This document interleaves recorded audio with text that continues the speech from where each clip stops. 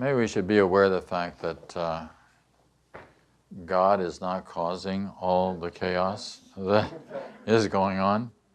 It doesn't work that way. I saw there was some sort of fundamentalist minister down south who was saying that God was angry with us. Well, according to the Course, that would be an impossibility.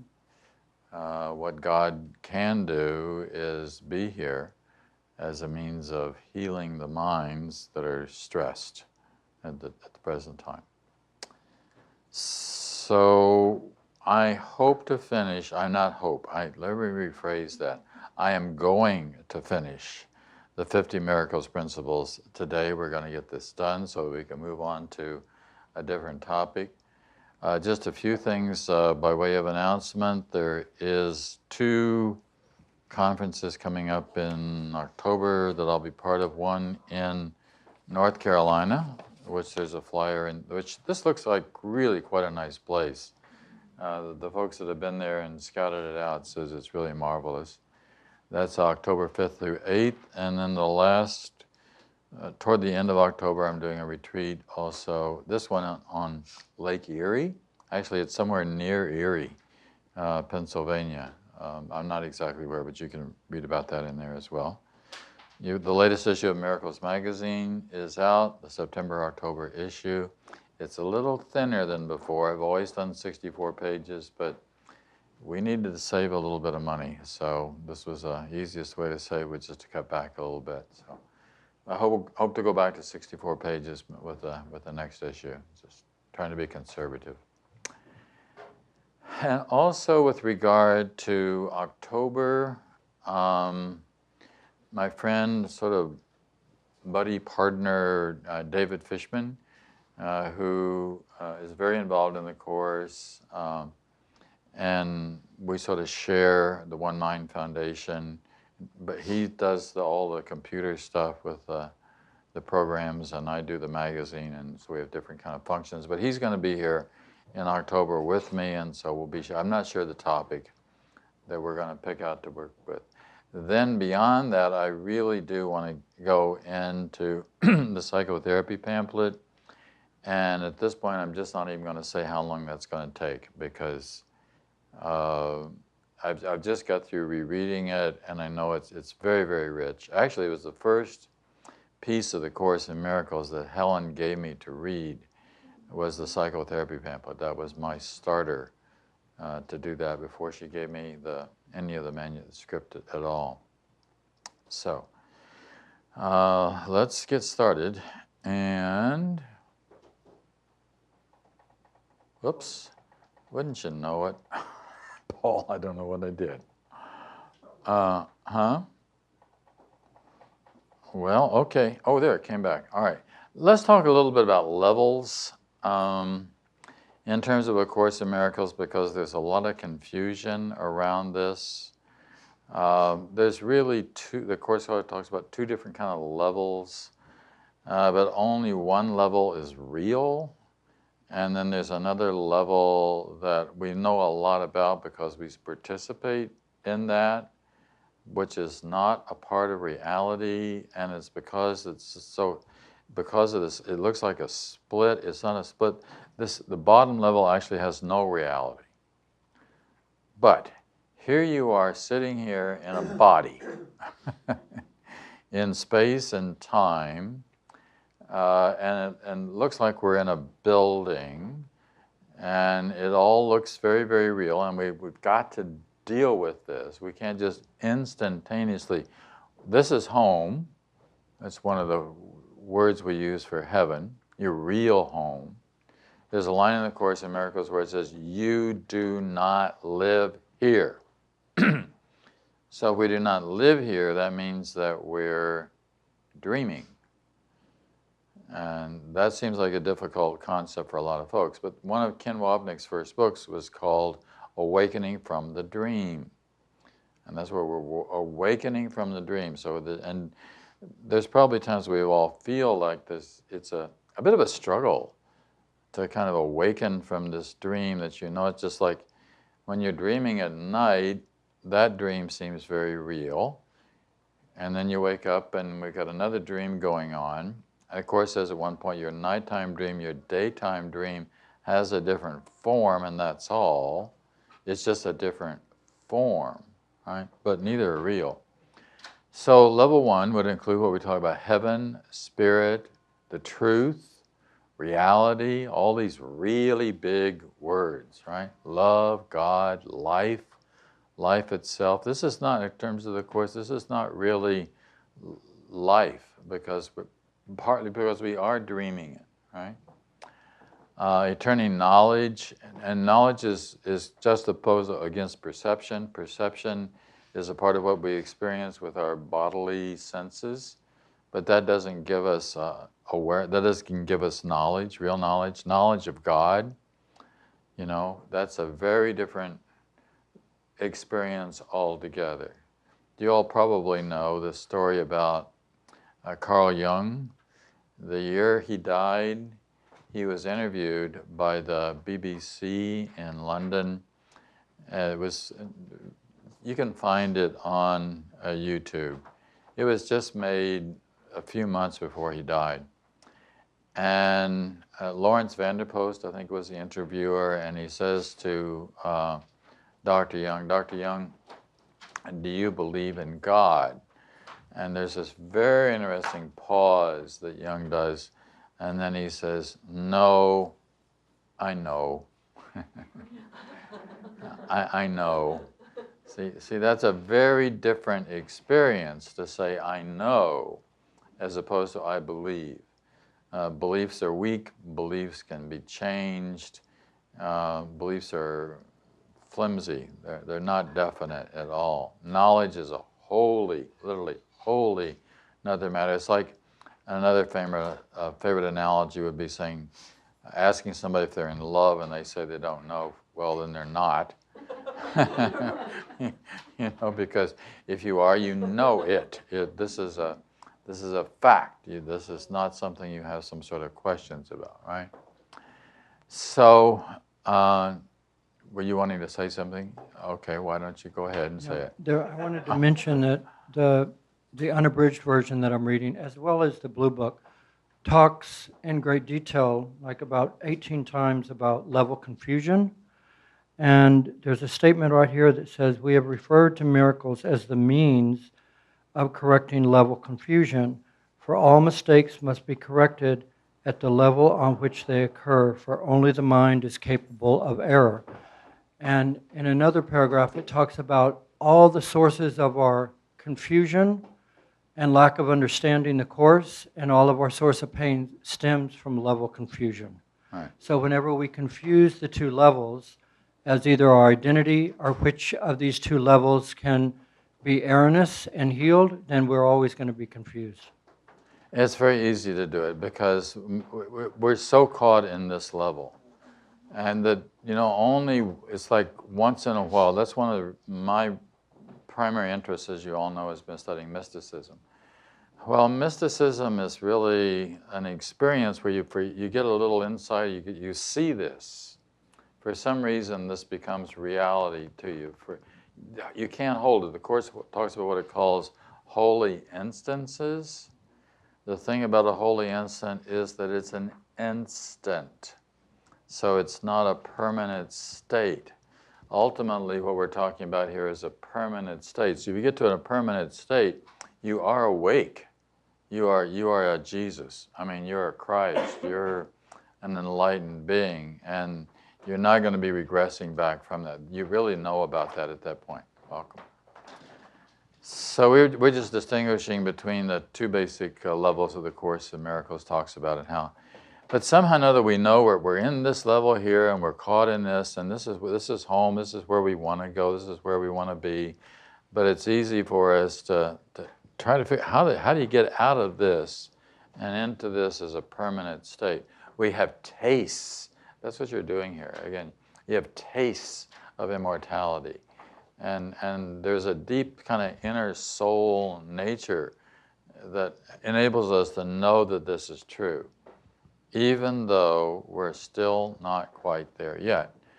The idea is to get there and to stay there. And as you all know, I believe quite firmly that Dr. Ken Wapnick had achieved the fully awakened state before passing, before leaving here, which is actually the reason for leaving, because there's a line in the Course which says, if God were reached in sustained awareness, that's an interesting phrase, sustained awareness. It's not that we can't have the awareness. The task is sustaining the awareness. If God were reached in sustained awareness, the body would not be long maintained. So we just really wouldn't be able to hold on to the body if that sustained awareness was there. Nevertheless, that's our goal. That's where we're headed. And the Course is trying to help us to work our way through all of this, how to deal with the body, how to deal with time, and despair and depression and dreaming, etc. One of Ken's first books was called Awakening from the Dream. That's what we're doing. We're working to awaken from a dream. Right? So now let's go on. So,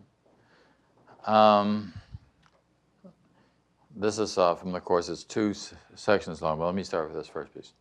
You believe that doing the opposite of God's will can be better for you.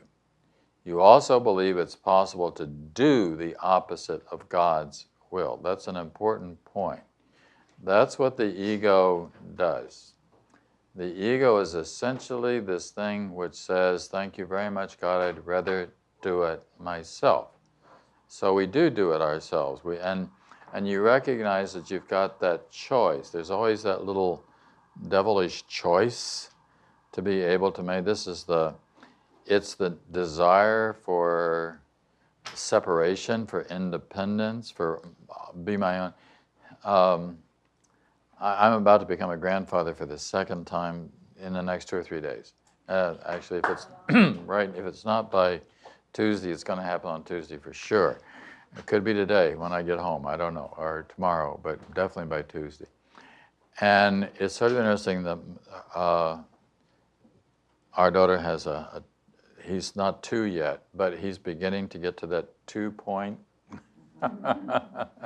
where there's the authority thing is coming out, and I want it my way, and if I don't get it my way, I will cry, and all this beautiful, pure, innocent, wholeness, non-crying child is beginning to take on these other little feet. Every child goes through this. We all do it, right? This assertion of the independence. I will eat what I want to eat, or whatever it is that we do. So, but we carry that throughout our lives. And so we get this really sort of strange, interesting paradox. The strange, interesting paradox is that on level 1, there's only God and God's will. And what you want to do more than anything else is you want to do God's will. That's what makes you happier than anything else. Not doing God's will, saying thank you, I'll do it myself, gets us into trouble, not just because of whatever the trouble itself might be. It's usually some selfishness thing, right? Or some little arrogant kind of thing. But it creates guilt. And guilt is the really big problem in terms of the Course. That's the place where we get stuck. Because once we got the guilt in the mind, then we do feel as though we're separate. Then we feel as though it's going to be difficult for us to get back home again to God. That's why, strangely enough, in traditional Christianity, we have repentance. We have to get rid of the guilt. We have to expiate for the guilt. So you say so many Hail Marys, or whatever it is that you got to do to sort of pay your debt for having chosen wrongly. Now the Course says none of that is true. God does not require the payment of any kind of debt. Nothing actually happened. Nothing went wrong. You just made a choice to actually kind of fall asleep a little bit, and God knows that you're sleeping, and God knows that you will wake up and you will come home and that everything will be fine, but you don't know that. As long as and the guilt can become so strong that the sense of isolation can become so literally unbearable. It can literally drive you really crazy, right? In which case you're in a great deep state of depression. And that's just not, and then you don't even want to be here. But here you are stuck with this body in this space and in this time. Let me go on reading here. So, therefore you believe that an impossible choice is open to you, and one which is both fearful and desirable. Now, an impossible choice. It's actually, notice it's an impossible choice. We think that we can make this choice to choose against God. And you can in a sense, but the sense is an illusion. So you're choosing an illusion rather than choosing the truth, which just makes us confused. And once this is both fearful and desirable. So we got this really existential angst kind of situation, because on the one hand, it's fearful, but on the other hand, there's this underlying desire to do it my way, right? So going on, yet God wills, he does not wish. That's an interesting line, right? God wills, it's not a wish. It's not a hope. It's not a maybe. It's a definite. This is because it has to be definite, because this is truth. This is reality. We're talking about truth, we're talking about reality. There's nothing wishy-washy about this. It can't be just a wish. That would be nice. Or even to say hope. Hope in that sense is it's not firm, it's not complete, it's not reality, it's not there. Your will is as powerful as his because it is his. Now this, I know this sounds really complicated, but so what the Course is saying is your will is no different than God's will. I was recently giving a talk someplace else, and somebody asked about the whole question of the script being written, which is part of what the Course in Miracles says. What does it mean? Well, yes, the script is written, and in a way, there are two scripts. Actually, there's only one script, but it looks like there's two. So the one script is level one. That's God's will for you. My book over here called God's Will for You, Lesson 101. God's will for you is perfect happiness. That's true. It is perfect happiness. And that's the only choice that ultimately can be made, is to go for God's will, because it is your will as well. If you were in your right mind, you would never choose to go against God's will. This is why it is actually insanity for us to choose to go against God's will. In fact, I was listening to a lecture by Ken Wapnick recently, and one of the things that Ken was saying was, and I've said this here too before, it's we should all just confess and recognize that we're insane. Everybody's insane, and if you think that you're not insane, you're really insane.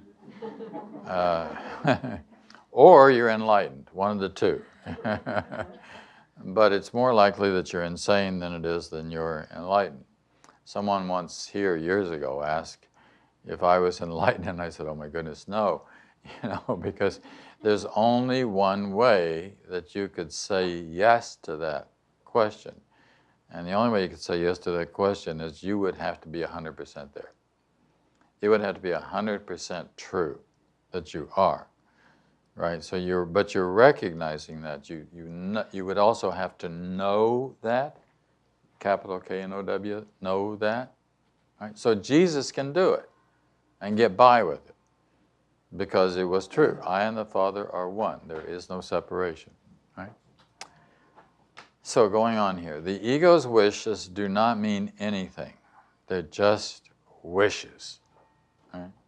Because the ego wishes for the impossible. The impossible is that it can create its own world outside of God's world.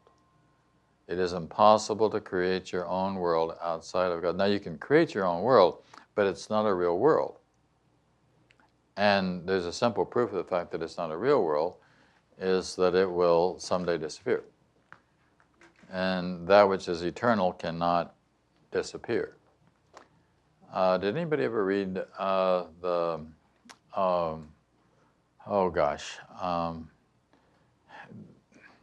The Guide to the Universe? What am I, huh?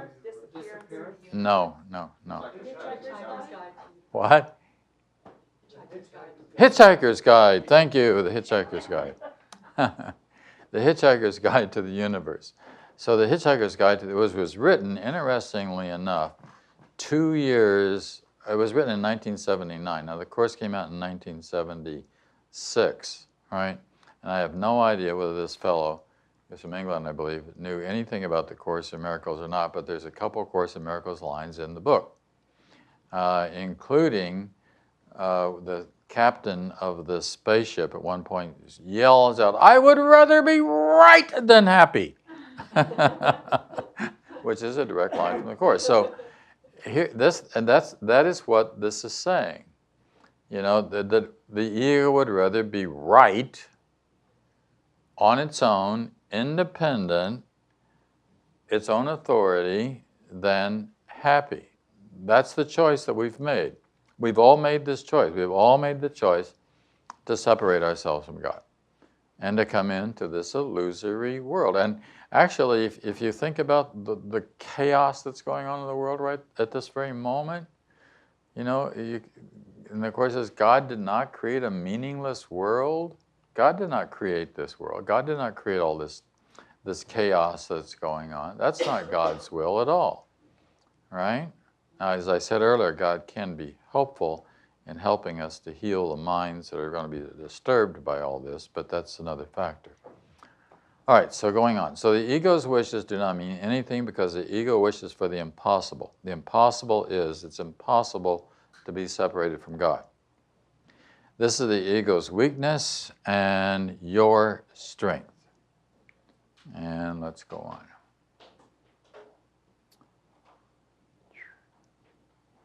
Sorry. So in this world, because the mind is split, the Son of God, that's you, appear to be separate, nor do their minds seem to be joined. In this illusory state, the concept of an individual mind seems to be meaningful. It is therefore described in the Course as if it has two parts, spirit and ego. So that's the split mind, that's the broken mind. We appear to have two minds. We have an ego mind and a spirit mind, and the truth of the matter is there's only the spirit. Ego has no living reality in it. Okay?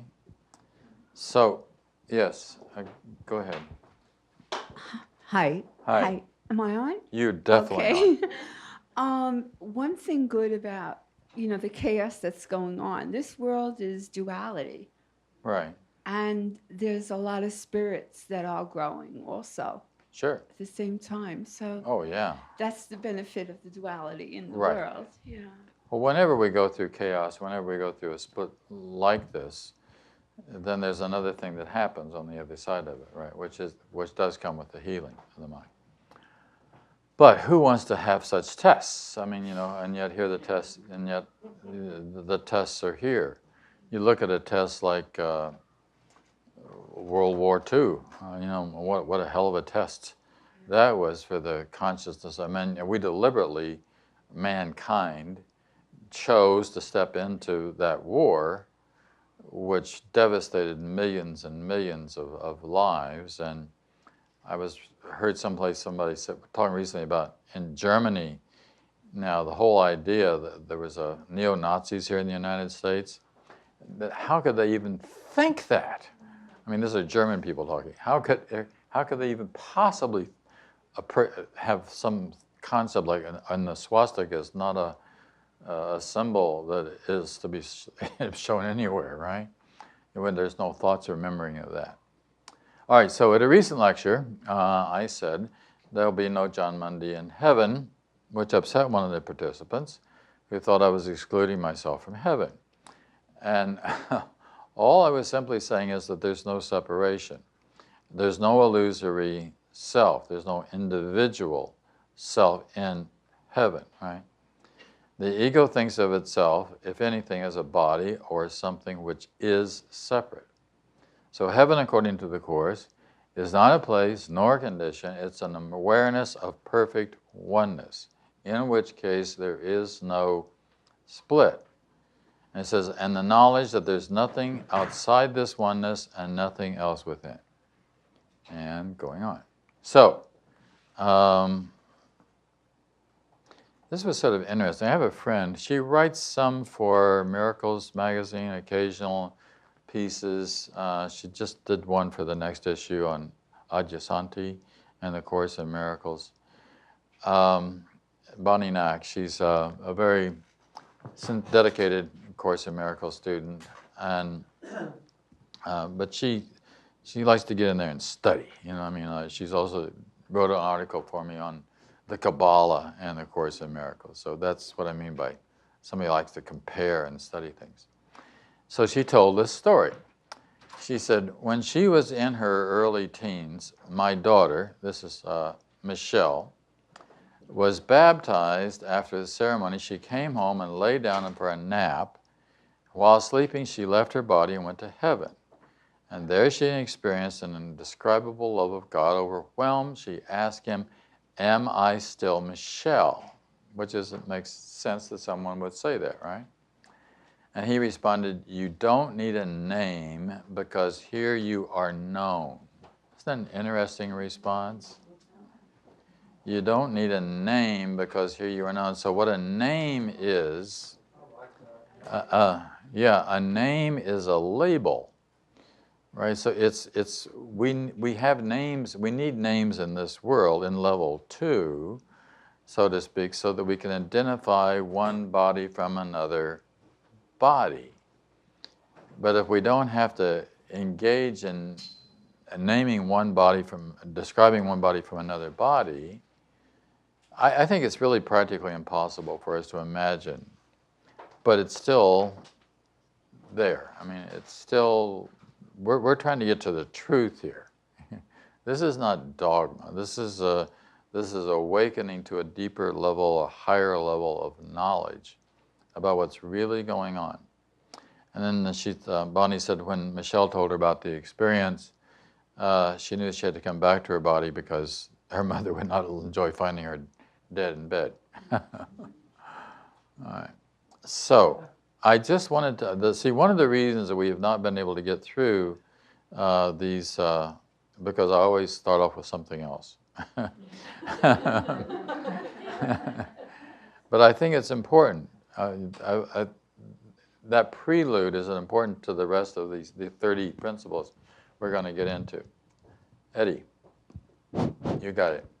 Okay, I just want to go back a little bit. So, Sure.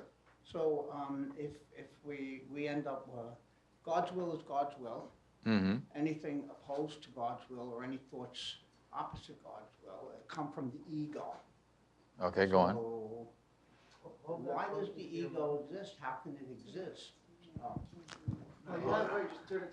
Just pretend like it's an ice cream cone. Point it toward, like, yeah. But just pretend like it's an ice cream cone. It works out really well. Except don't lick it. So God's will is the truth. Right. Right? And when we use our ego to get someplace else than God's will, we're dreaming or we're thinking of achieving the impossible. Right. So then my question is, if there's God's will here, where does ego even come from? Okay, good question. And now I'm too loud. Okay. Which is actually, so the answer is, there is no ego. When I say there is no ego, that's the illusion. The illusion is that it is possible for there to be an ego. The illusion is that it's possible to be separated from God. It's not possible to be separated from God. That is the number one problem. That's the Adam and Eve problem. You know, they're going to leave the Garden of Eden on their own. They're going to do it their own way. And that's why this whole thing is a dream. That's why if you see from that standpoint, then you understand it's a dream, because a dream is something which is made up. It doesn't have reality in it. Therefore, there is no such thing as an ego. All there is actually is heaven, but that's not what our experience is. So that's why we're back to level 2 in terms of our experience, and so our experience is that now we need to get out of here. I mean, that's what we're all doing here, isn't it? I mean, just a second. What we're all doing here is trying to figure out a way to get out of here. And there's a certain sense in which that's literally true. By that I mean, the Course actually at one point even refers to the body as a prison. I mean, it looks like we're bodies, but there's a certain sense in which we also are imprisoned in this. You feel like you like to get beyond this body. You know, wouldn't that be kind of nice? Well, it's perfectly possible, and it's a reality actually, but we call that spirit. We don't call it body. James, you wanted to? Can you hand the hand? I just want to maybe clarify things. What John's saying is totally correct, but this is the paradox of the ego. Ego wants a chicken and egg argument. So why are we here? Why do we do this? Right? There are many kind of like people have been channeling a lot of information and things are coming through. We have free will. We have free will, and when everything was perfect, how some people talk about this is everything was perfect, and so, because we have free will and we're created, someone imagined if it wasn't perfect. And we went into this daydream, this dream of imagining that it wasn't perfect. And after we went into this sleep of imagining with our free choice that it wasn't perfect, we got lost. Okay, we forgot who we were. And we went deeper into a sleep, and then we formalized, the ego came into formalization because there had to be a defense, because we were scared and frightened that we separated from God, and we knew we separated from something. So this whole conundrum of the ego was manufactured to project our guilt and our hate out into the world so we could hide from this mistake that we made, that we bought into because we went deeper into the sleep, and we had to come up with some pretension of a reality to protect us from the fear that God would hurt us. Great, James. That's a great summary of the basic principle we were just talking about here. And over here, can you pass it? You've had you can have another turn, but Hi, John. Hi. So, just for clarification, the miracle, when we realize that, is that we can Yes. achieve peace Right. by recognizing the split of our ego, and that the kingdom of God, so to speak, is right here That's and right. now when Yeah. it's there, and that the Holy Spirit in our heart is sort of our intuition, faith, roadmap Home. to home. Right. Or home being Right. the place where we're all Eternity, God, eternity, reality. God, Synonyms. happy, at Right. peace. Right. And we could, in this life, in this body, I always say, Right. get there just by realizing the miracle That's right. and trusting the Holy Spirit, which is our pathway to God. Right. Okay. Okay, you're all getting it. You're all doing a good job of summarizing what the Course is saying on this. Did you want to add something to that? I picture like us all fragmenting and then getting scared out of our wits and developing egos, and then everybody's trying to pick at straws, trying to get back Right. together, and God turns out to be money and power for a lot of stupid Sure. people, and they forget. No judgment involved there. No judgment. No. But and you know, we got to be in touch with who we really are, the love we are. That's right. And it's all, you know, we all have that love, but it's like covered over with so much garbage from this world, and Right. people, we forget. It's covered over so much that you can't see it. That's when I started to mention The Hitchhiker's Guide to the Universe. In that book, there's a planet that you could go to where you could create your own fantasy world. You could create any you could create any world you wanted to on this planet. You could just, through the technologies and everything, you could just make up anything, right? Then the problem with that is, which is what we've done actually, is now you get lost in that world. And you think that the world is real and you don't see it. You don't see it because the ego was so powerful. I mean, it's so big in a lot of instances. Even when it's a little, it's big, right? In terms of its dominance of our individual minds, that we don't even see that there's no exit. Well, what A Course in Miracles is saying is, no, there's an exit. There's a door. You can get out of here, but you've got to be able to awaken from the dream to be able to see it. So what happens with most of us, of course, is that we just, as that's what I said earlier, we're insane. We're just dreaming this insane dream. And we see no hope. Fear not, you'll be hurled into reality. Right. So once we discover the love inside of us, we trust it, and we spread it. Right. And that's how the happy dream. When the Course says, fear not that you'll be hurled into reality, on the ego level, we're very frightened of God.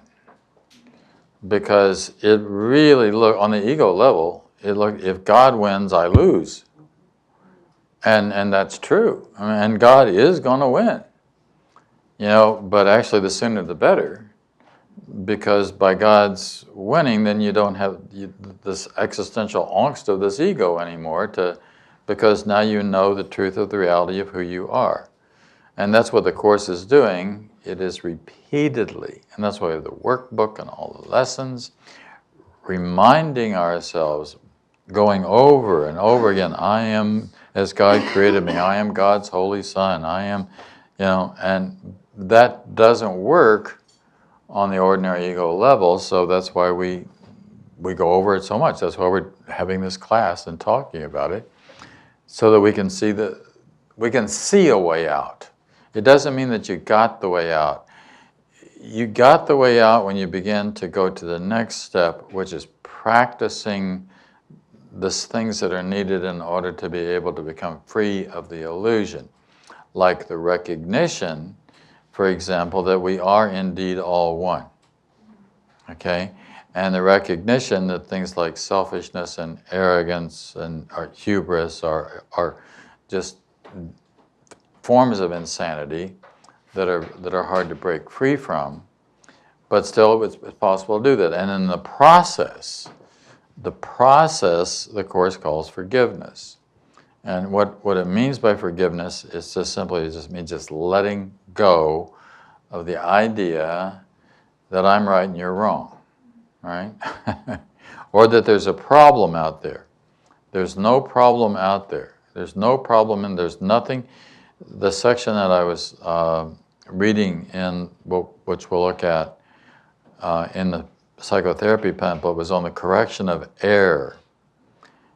And one of the things that it's really asking us to do is, once you begin to wake up and become aware that there is this alternate, there's a way out, one of the first steps you want to take is to no longer engage in error. But that would require dropping judgment, all judgment about everything, which is like, you can't possibly mean all judgment about everything, but, well, and I'm not talking about what kind of shirt I'm going to wear today, but judgments that involve the world and other people within the world, and the recognition, very important recognition, that we are all absolutely and totally equal in this world. And so there's nobody that's better than you, there's nobody that's worse than you, and if you're putting somebody up or putting somebody down, either one, you're missing out on the reality of what's really going on. Do you realize that we have been going for 45 minutes and we're on 31? And I said that we would finish this today. So, and we do want to take a break here in the next 15 minutes or so. So let's see if we can move a little bit further ahead. It's a wonderful discussion, and if we have to go another week, another month into the 50 Miracles Principles, we'll go another week into it. But hopefully some of these will answer some of the questions that are both being raised and the affirmation actually of some of the observations you've been making. So 31. Miracles should inspire gratitude, not awe. You should thank God for what you really are. You're level 1, right? The children of God are holy, and the miracle honors their holiness, which can be hidden but never lost. See, that's the good news. And the good news is that we know it's hidden. But also the good news is we know it's never lost. It's just hidden. What you have done, when you start studying A Course in Miracles or anything similar to the Course, is you are exposing yourself to this truth. Thank God. You can expose, which means that you no longer are wallowing in the material world, for example. Not that there's anything wrong with the material world, but there is in thinking that somehow or another is the constituents of reality. This is not my kingdom either. No. Our kingdom, right.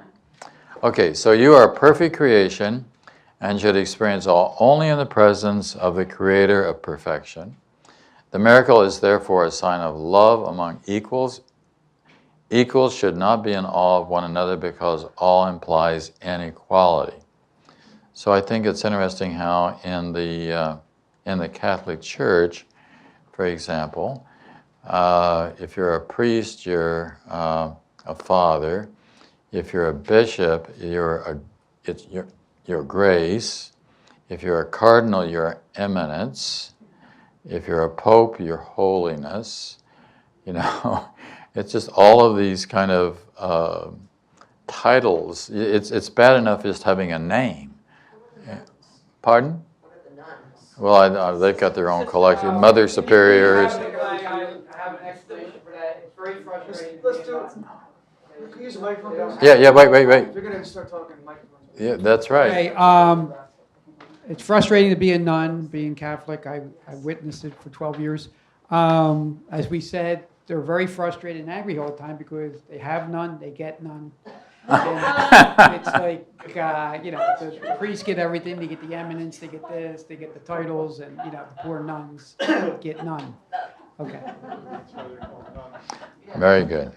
You could be a Mother Superior, however. Oh, yeah. Yeah. She gets more of none.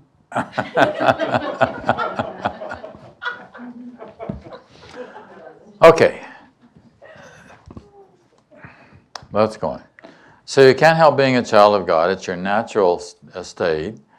According to Christian theology, holiness is lost when Cain killed Abel. That sin, says traditional Christianity, changed their relationship with God. Because we have sinned, God is going to get us. This is the fear. This idea comes out of fear, not out of love, which the ego automatically goes to fear because it realizes it has done something amiss, and now God's going to get you. Nothing could be further from the truth. We've all simply fallen asleep. We believe that our dreams are real.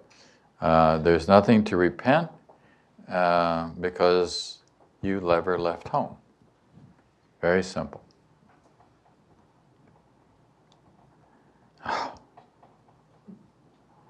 Okay, 32. We're moving fast.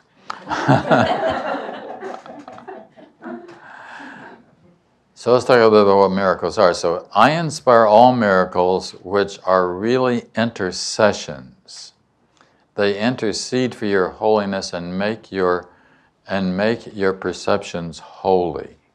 Think about that as it's an intercession. Intercession that comes between. So by placing you beyond the physical laws, they raise you into the sphere of celestial order.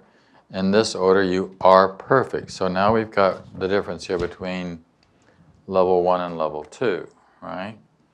On level 1, and it's interesting that prior to the Course, people like Plato and Aristotle and Ptolemy and Copernicus and others talk about a celestial order. I mean, it's not an unusual word. It's in the celestial order, nothing is a happenstance, right? The Course isn't the first to talk about this stuff, which is what I always find interesting. Yes. You got to have a mic. Sorry about this. Someday we'll have everybody in the room mic'd. Isn't celestial order about the planets? Wasn't that the reference originally? Yes. So what is it doing in A Course in Miracles? Well, it's more than the planets. Celestially, angels and We're talking about the universe. We're talking about an order to things in the universe. That there's a way that things work in perfection within the mind of God. Again, one of my favorite lines in the Course, the last sentence in Lesson 52, would I not rather join in the thinking of the universe than to continue to obscure all that's really mine with my pitiful, meaningless, private thoughts? So I'm emphasizing that because we're just simply saying there's a kind of thinking. This has nothing to do with words. There's a kind of thinking which is the thinking of the universe. There's an order to things, which is a natural order to things. Like a divine order? Yeah, like a divine order, which would be true. I love that thought, divine order. Right, of course. How could you not? Yeah. Sounds and feels right. So what we really, and again, I've said this prior, but we kind of thirst for that divine order. There's something in us that pulls. We know that that's where home is, and we want to get back home again, where the divine order is. Right? But it's sort of undefined, isn't it? I mean, well, yes, it's undefined because, first of all, it defies words. You know, there's a line in the Course where it says God does not understand words. So how are we going to talk about something that we can't put into words? And yet we know it's true. The best analogy would be love. So we know that there's something called love. Now, despite the fact that we know that there's something called love, it's very hard to say what love is. You can try, you can write poetry, you can make up songs, you can do things like that, but that's not it. It's something which and yet you know it. Underline the word know again. There's no doubt about it, okay? Okay, so let's finish this. Hold on, sorry. All right, let's go on to 33.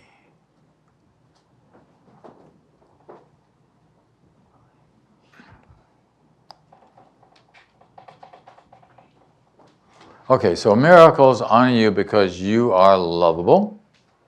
They dispel illusions about yourself. That's kind of nice. Like that you are somebody special. And perceive the light in you. They atone for your errors by freeing you from your nightmares. We all know that. You can imagine folks that are going through all the stuff that's going on and a lot of nightmares, right? Because the questions literally of survival, and if you do survive, then what? And how do we bring order back into chaos after the chaos is past again? And Obviously, there's a lot of work involved in all this. But we're involved too in terms of helping, however we can. By releasing your mind from the imprisonment of your illusions, they restore your sanity.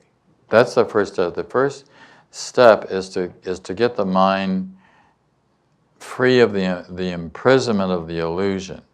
See, this is Bill Thetford once again turning to Helen Schuckman and saying there must be another way. There must be a way that we can have, in this case, it was in their office, order. You know, there must be a way that things can work. It doesn't have to be this way, right? And Helen, uncharacteristic of herself, turns back to Bill and says, you're right. You're right. There must be a way. I'll help you find it. And the course is the finding of this way back home again. And don't we all feel that in terms of, say, chaos at work, chaos in your family life, or just whatever it is? There must be a way. And the way is really very simple in the sense that it's in your mind already, and all you have to do is think it, and you think it by being loving. Just being loving regardless of the circumstances. Well, we'll say more about that at another point. So, it is the purpose of the miracle to dispel illusions.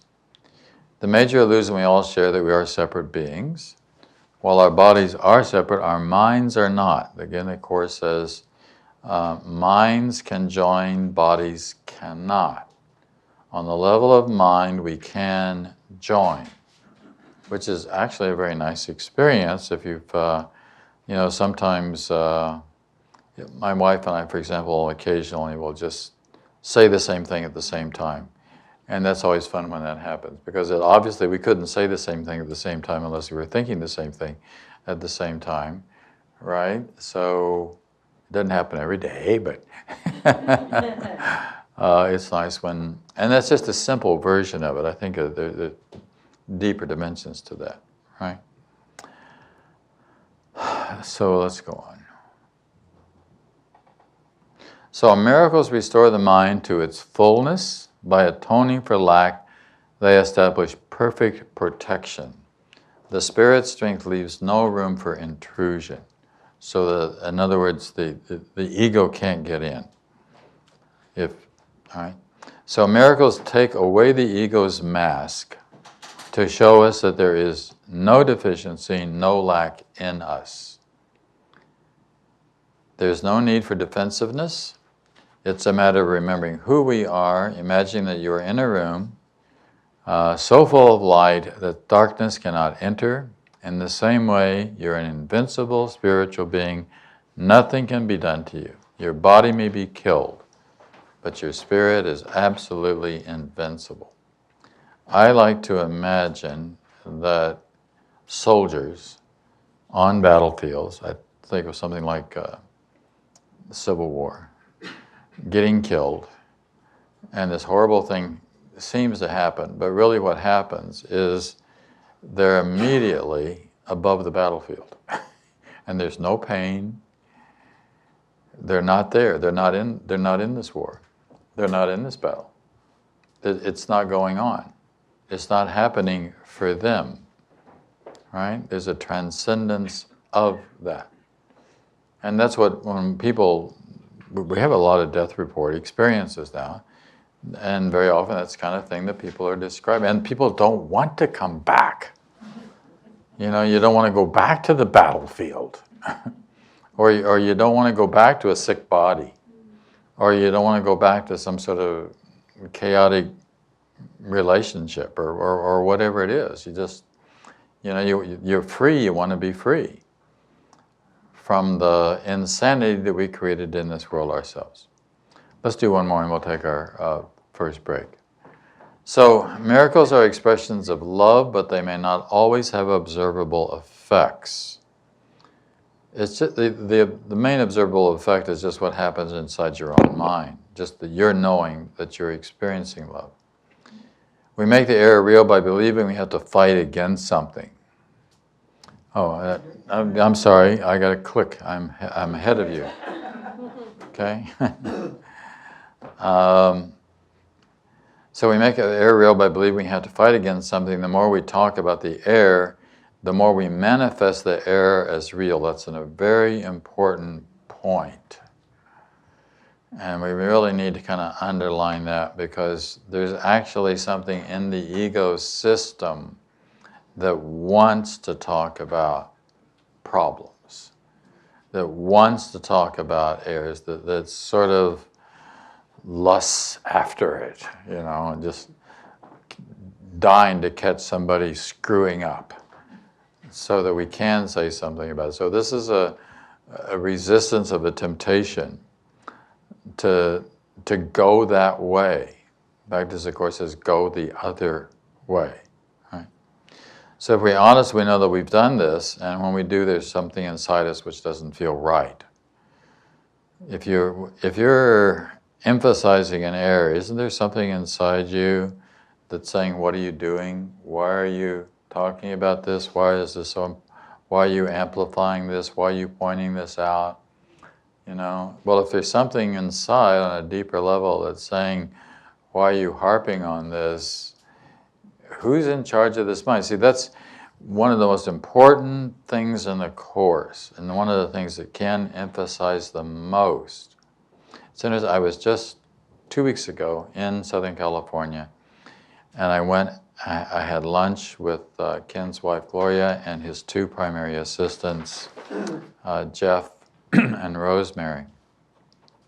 And I said I would like to sometime write something on major themes in Ken Wapnick's teaching.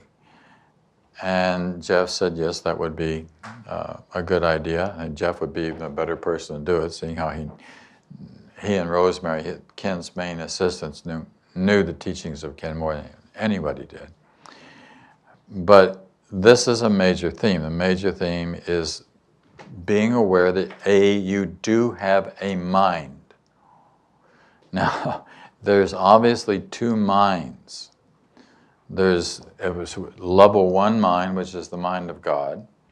Then there's a level 2 mind, but the Course is trying to help us to get to what it calls right-mindedness.